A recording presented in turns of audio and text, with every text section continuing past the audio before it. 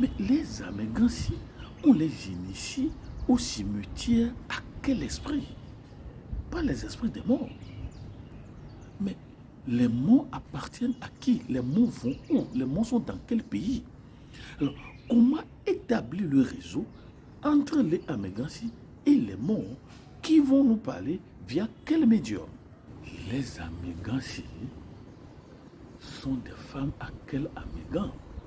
Que personne qui s'adonne à la magie, personne qui jette des sorts, consulte les spirites et les devins ou interroge les morts. Donc pourquoi la Bible va dire de ne pas interroger les morts? Mais d'abord, en latin, ce n'est pas une bona fide. Ce n'est pas une bonne chose. Doit-on invoquer les morts au sujet des vivants? Mais comment un vivant va-t-il invoquer le mort? Chez nous, il y a les Amégansi. Mais comment? Ils font quoi? Ils sont en réseau et en liaison avec qui? Bon, maintenant, on parle souvent de nécromancie. En fait, un nécromant, c'est un magicien qui invoque les morts. Donc, ce que nous appelons ici Amégansi sont des nécromantes. Des magiciennes qui invoquent les morts. Ésaïe 8, verset 19 dit, si l'on vous dit, consultez ceux qui évoquent les morts et ceux qui prédisent l'avenir, qui poussent des sifflements et des soupirs, répondez, un peuple ne consultera-t-il pas son Dieu? S'adressera-t-il aux morts en faveur des vivants? Les nécromants, les magiciens qui évoquent les morts, les Amégansi. Pourquoi l'initiation se fait-elle au cimetière? La nuit. Abaddon, Apollyon. Mais le cimetière fait partie de quel système de la vie? Le royaume de la mort. C'est une transition. Oui, quand j'ai dit les Amégansi, femmes de Amégan, et j'ai posé la question, Amégan là c'est qui? On m'a dit non, c'est pas une personne, c'est le nom de leur vaudou. Leur vaudou d'initiation, on l'appelle Amégan. Il dit comment, pourquoi on l'appelle Amégan? Oui, on m'a dit c'est le... Voilà, mais chaque vaudou est une matérialisation d'un esprit. Donc quel est l'esprit qui s'est fait matérialiser en Amégan? Et nous savons que tous les esprits qui se sont fait matérialiser sont des anges déchus. Alors, notre hypothèse que l'initiation, l'esprit qui permet de parler avec les morts, de feindre, de faire parler les morts, est-ce que c'est Belzébul via Abaddon ou Apollon qui s'est fait matérialiser? Bon, d'autres personnes aussi savent que ils passent par le cimetière pour aller dans un royaume. Ils vont là-bas, ils reviennent ici. Mais comment? Et de ce cimetière, pour aller dans ce royaume, il faut être sorcier. Il faut arriver à changer.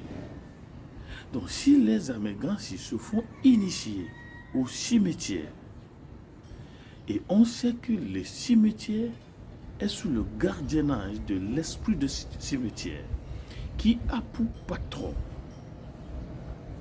Belzébul. Est-ce à dire que les Amégansi sont des femmes à Belzébul?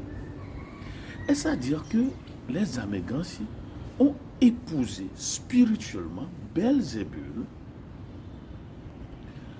dont on avait accusé Jésus de chasser les démons? Autrement dit, prédit, fait parler les mots. Alors, est-ce que cela est actionné par l'esprit de Belzébul?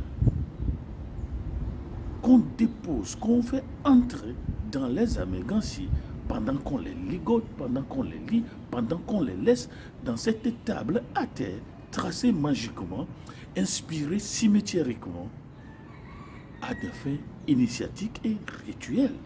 Bon, maintenant, si le vaudou s'appelle Amégan, Amégan, est-ce qu'il dort au cimetière? S'il ne dort pas au cimetière, pourquoi on fait l'initiation des Amégansi au cimetière? Pourquoi le cimetière? Il y a un pacte avec les morts. Quand il y a pacte avec les morts, il y a pacte avec celui qui est chargé des cimetières et celui qui est chargé des esprits des morts. Qui contrôle les esprits des morts? C'est Dieu seul. C'est Dieu seul. C'est Dieu seul.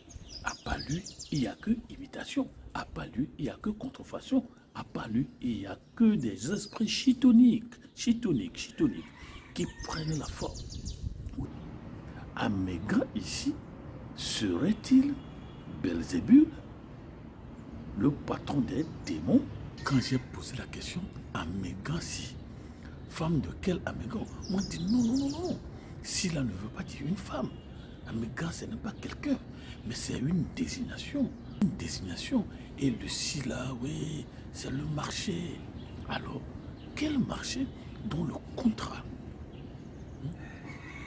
se fait-il au cimetière toute une nuit? Quel est ce contrat? Et qui est l'auteur du contrat? Et qui est le détenteur du contrat? Et quelles sont les forces qui sont chargées de l'exécution, de l'implémentation et de la bonification des termes de ce contrat au cimetière? Le cimetière fait partie de quelle dimension de la vie? Oui, il faut de la sorcellerie. Ça, on ne me l'a pas caché. Déjà, on me dit que Belzébul est un nom associé au mal, au démon et au diable lui-même. Il faut de la sorcellerie. Mais aussi, il y a un animal, oui, sa tête, oui, tout ça. Et puis les pieds, tout ça, là, une nomenclature de composition, de composantes, animal, c'est là qu'on met ensemble. Mais si n'est pas une femme et Amégan n'est pas un individu, mais on me dit que c'est un marché. Donc c'est le marché de la nuit. Le marché de la nuit où les gens marchaient sur la tête. Le marché de la nuit où il y a les monopodes, des gens à un seul pied, des gens à un seul bras. Oui, des gens sans tête. Oui, des gens à plusieurs têtes. Oui, des gens à plusieurs bras, plusieurs pieds. Mais comment on le fait? Oui, est-ce qu'il y a un réseau établi entre le gardien des cimetières, Abaddon, et le patron des démons, Belzébul? Mais est-ce qu'on arrive vraiment à faire parler le mot?